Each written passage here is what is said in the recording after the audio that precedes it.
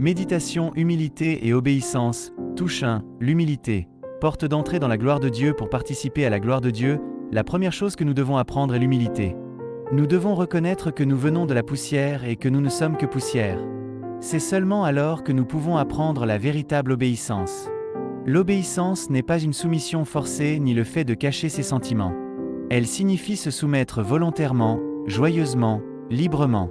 Ce n'est pas un écrasement de soi, mais au contraire le chemin par lequel nous pouvons nous épanouir pleinement. L'obéissance est le seul chemin pour participer à la gloire de Dieu.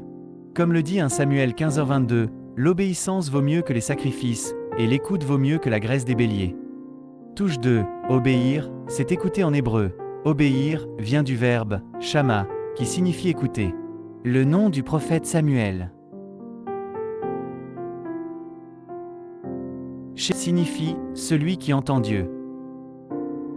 L'obéissance commence donc par l'écoute. Si nous ne connaissons pas la volonté de celui à qui nous voulons obéir, si nous n'entendons pas sa parole, comment pourrions-nous obéir? L'obéissance biblique n'est pas une obéissance aveugle. Elle engage notre intelligence, notre volonté et notre cœur, dans une réponse libre et aimante. Dans 1 Samuel 15, le contraire de l'obéissance n'est pas simplement la désobéissance passive, mais la rébellion, meurie, une opposition active. La rébellion transforme une créature en adversaire. L'ange rebelle devint Satan. Le disciple rebelle devint Judas. La rébellion persistante conduit à l'endurcissement du cœur, au point de ne plus pouvoir recevoir la grâce, même lorsqu'elle est offerte. Touche 3. Se laisser purifier et marcher dans l'écoute parmi nous.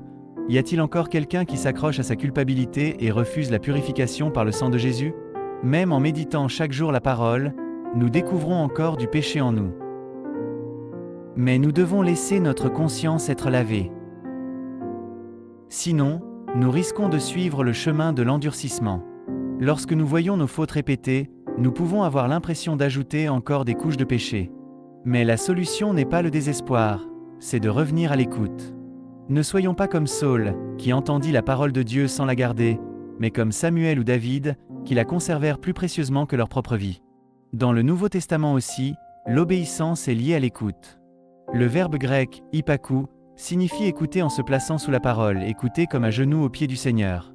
Même le vent et la mer obéissent à Jésus, Matthieu 8h27. Prions pour recevoir aujourd'hui encore l'esprit de repentance et d'obéissance. C'est seulement dans les bras du Seigneur que nous sommes déclarés justes. Alléluia.